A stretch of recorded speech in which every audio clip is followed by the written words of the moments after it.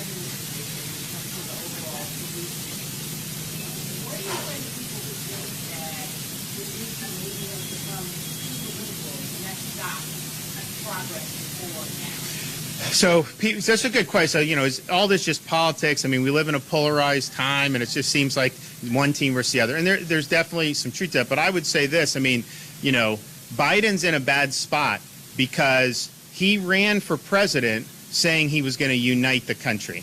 He ran for president saying he was going to shut down COVID. He demagogued Trump about COVID, blamed every COVID infection on Trump, and said as soon as he was president, he was stopping it. And yet you've seen the results have been even worse, even with medications and vaccines on that. So he's failed to shut down the virus, which he promised to do, and he failed to unite the country.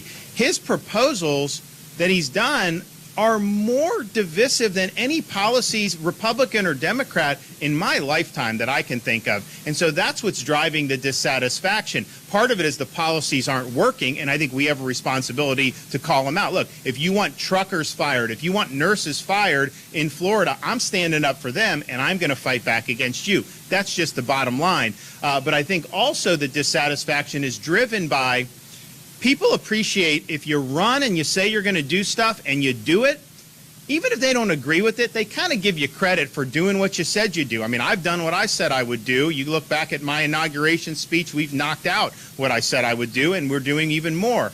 Biden, though, I think, committed a fraud on the public when he said he was going to unite people. He is not. He is being captive by a very militant leftist impulse in his party. This is an impulse that I think the vast majority of Americans reject, but nevertheless, that's what's driving this. And so I think that adds salt in the wounds. Like, yeah, they see their gas prices going up. They see grocery prices going up. They see all these problems. See, of course, the disaster in Afghanistan, the disaster at the southern border. So they see all that, and that's problematic. But then I think it's like, wait a minute.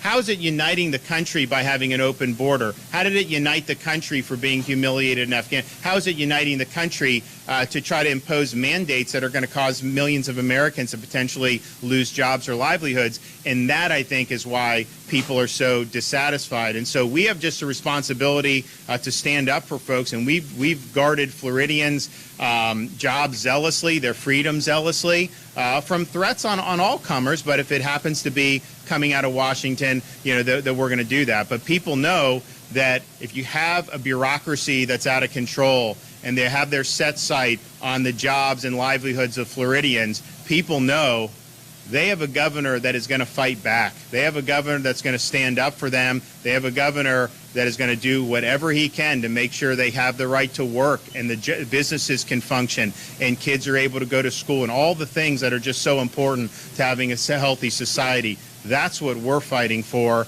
And to the extent that the Biden administration is getting in the way of that, then we're going to be here to fight back. Absolutely. Okay. All right, folks, thank you so much for joining us here at Golden State Times. If you're new to the channel, we encourage you to subscribe by clicking that middle button.